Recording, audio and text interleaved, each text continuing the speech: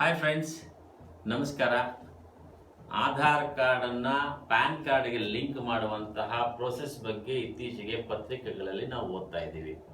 ಒಂದು ವಿಚಾರವನ್ನು ತಿಳ್ಕೊಳ್ಳಿ, ಇದೇ ಜುಲೈ 1, 2017ರಿಂದ ಕಡ್ಡಾಯವಾಗಿ ಎಲ್ಲರೂ ಕೂಡ ಆಧಾರ್ ಕಾರ್ಡನ್ನು ಪ್ಯಾನ್ ಕಾರ್ಡ್ಗೆ ಲಿಂಕ್ ಮಾಡಲೇಬೇಕು.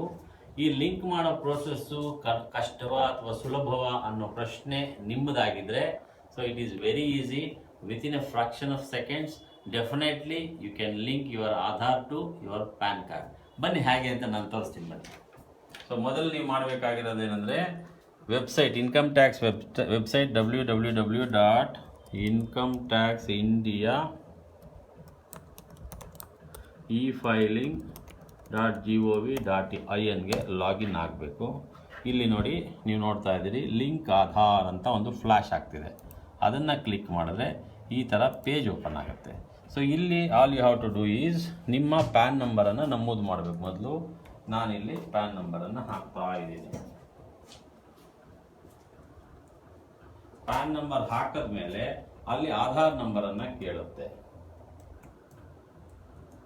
ಆಧಾರ್ ನಂಬರ್ ಆದಮೇಲೆ ನಿಮ್ಮ ಹೆಸರು ಆಧಾರ್ ಕಾರ್ಡಲ್ಲಿ ಏನಿದೆ ಅನ್ನೋದನ್ನು name as per Aadhaar card ಅಂತ ಕೇಳುತ್ತೆ.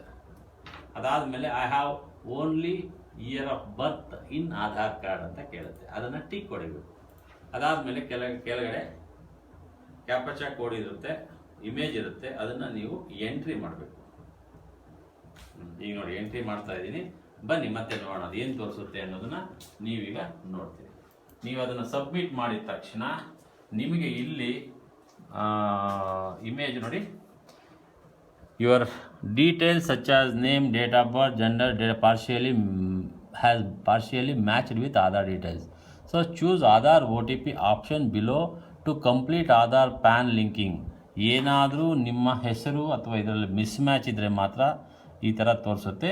ಅದನ್ನು ಕೂಡ ನೀವು ಕರೆಕ್ಷನ್ ಮಾಡ್ಕೊಳ್ಬೋದು. ಸೊ ಒಟ್ಟಾರೆ ನೀವು ಆಧಾರ್ ಕಾರ್ಡ್ಗೆ ಲಿಂಕ್ ಮಾಡುವಂಥದ್ದು ಭಾಳ ಮುಖ್ಯ. ಏನೂ ಮಿಸ್ ಮ್ಯಾಚ್ ಇಲ್ಲ ಅಂದರೆ ಇಲ್ಲಿ ಸಕ್ಸಸ್ಫುಲಿ ಲಿಂಕ್ಡ್ ಅಂತ ತೋರಿಸುತ್ತೆ.